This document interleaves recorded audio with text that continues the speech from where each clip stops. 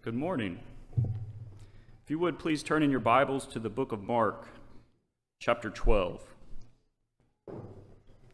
Mark, chapter 12. My prayer this morning, as Daniel stated, is that God would be glorified in the songs that we sing and the prayers that we participate in and offer up to Him and the words that we meditate on. And I pray that in doing so, all of us are encouraged together and find peace and a bit of solace from the world.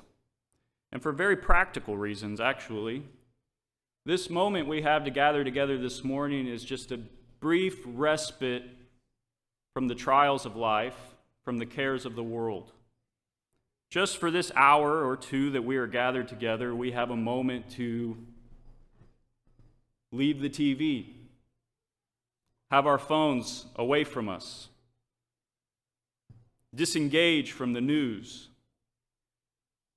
stop preparing meals, and be united together here. And what's more, it's not only a respite from those cares, trivial things, it's a respite and break from cancer, from heartache, from real substantive trials and worries. The song that inspired this small sermonette before the Lord's Supper is, the first verse reads, "When my love to Christ grows weak, when for deeper faith I seek, then in thought I go to thee, Garden of Gethsemane. There I walk amid the shades, while the lingering twilight fades, see that suffering, friendless one, weeping, praying, there alone." This is a valley. This song sings of a deep valley that Christ had to go through. All of us go through valleys in life. What salvation did God give us to save us from these valleys? What life raft did He throw us to preserve us and strengthen us through all the trials of life? I would submit to answer that question, you will have to go and read in Mark chapter 12 and start with Jesus' response to a very simple question. If you look in Mark chapter 12, verse 28, it reads, "One of the scribes came and heard them arguing, and recognizing that he had answered them well, asked him, 'What commandment is the foremost of all?'" So here is a man who looks directly into Jesus' eyes and unwaveringly asks him directly, "What is the greatest commandment?" Now, I would submit to you that we should pay attention to Jesus' following response. All of history before this, beginning in creation, beginning with the fall of man, points towards Jesus. And everything that's happened since Jesus was here points back to Him, to His death and His resurrection. And here is Jesus on this earth. His words, however few they may be, were captured. And what is His response to such a simple question? I would guess that it will be quite profound. He says, "The foremost is, Hear, O Israel, the Lord is our God, is one Lord, and you shall love the Lord your God with all your heart and with all your soul and with all your mind and with all your strength.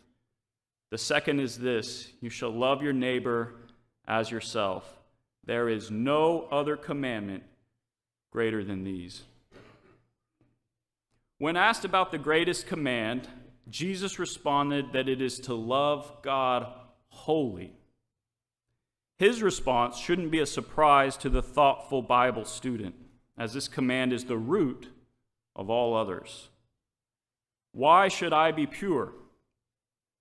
Why should I be humble? Why should I sacrifice myself? Why should I worship God and Him only? If one does not wholly love God, that is with all his heart, soul, mind, and strength, the answer to these questions can be difficult to find. Then, making practical application of the principles behind these questions will be next to impossible. Paul talks in his letter to the Romans and the church at Corinth, and he says that the worldly, the natural, are unable to comprehend, to perceive, to appraise, or accept the things of the Spirit. But if you love God with all your heart, soul, and mind, the answers to these questions are not hard to find. You have no doubt weighed Jesus' response and understand how foundational our love for God is. For you, then, the question is not what command underlies all others, but what do I do when my faith isn't as strong as it should be? What do I do when I don't love God as I should, which we know happens to all of us? We all fall short, we all fail, we all sin, and we all go through hard times. The answer to this question is not as complicated as we often make it, just as Jesus' answer was about 2 sentences long. Entire books, though, series of books have been written to answer the lagging faith question. Advice has been given, good advice, for the most part, to study more, to gather more, to pray more.